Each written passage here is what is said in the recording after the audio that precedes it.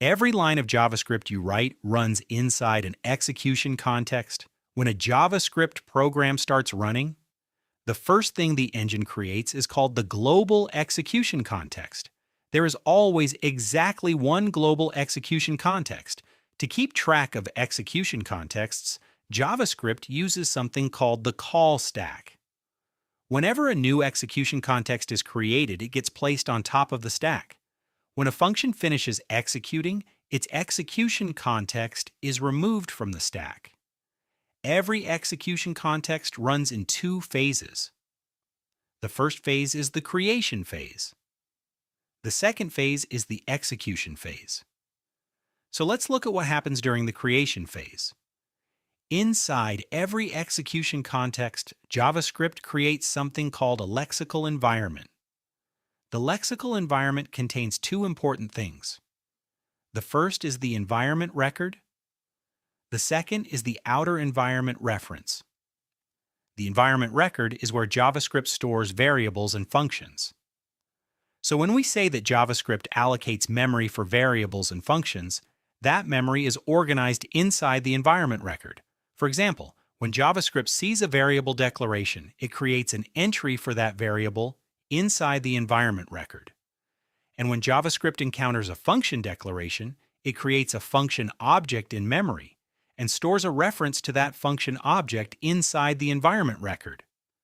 During the creation phase, JavaScript scans the entire code. Let's look at this sample code.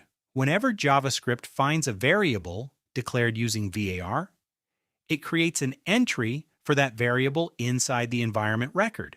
However, the variable is initially assigned the value undefined. And when JavaScript encounters a function declaration, it creates a function object in memory and stores a reference to that function inside the environment record. So after the creation phase finishes, the environment record conceptually looks like this. The variable a exists in memory, but its value is currently undefined, and the function greet is already stored as a complete function. This behavior is what we commonly call hoisting. The lexical environment also contains something called the outer environment reference. This reference points to the outer lexical environment, which in this case is null because nothing exists outside the global scope. Once the creation phase finishes, JavaScript moves to the execution phase. During the execution phase, JavaScript runs the code line by line. Let's walk through the code step by step.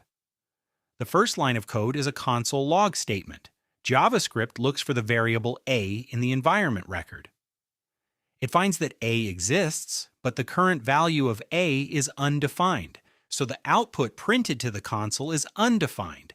In the next line, the value of a in memory is updated to 10. Next, JavaScript encounters the function declaration. But the function was already stored in memory during the creation phase, so nothing new happens here.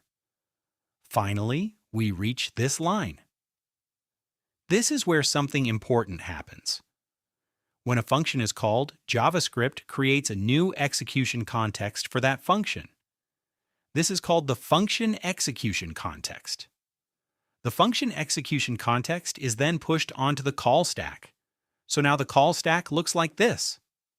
At the top, we have the function execution context, and below that, we have the global execution context. Just like before, the function execution context also goes through two phases. First the creation phase, and then the execution phase. During the creation phase, JavaScript creates a new lexical environment for the function. It creates a new environment record for variables inside the function. And the outer environment reference now points to the global lexical environment. This connection allows the function to access variables defined outside the function. This is what forms the scope chain. Now JavaScript begins the execution phase of the function. Inside the function, we have a console log statement. So JavaScript prints hello to the console. Once the function finishes executing, its execution context is removed from the call stack. The call stack now returns to only the global execution context. Once the program finishes running, the global execution context is also removed from the call stack. If you found this explanation helpful and want to learn more about hoisting, scope chains, closures, and other core JavaScript concepts, make sure to subscribe to the channel. And leave a comment below telling me which topic you'd like me to explain next.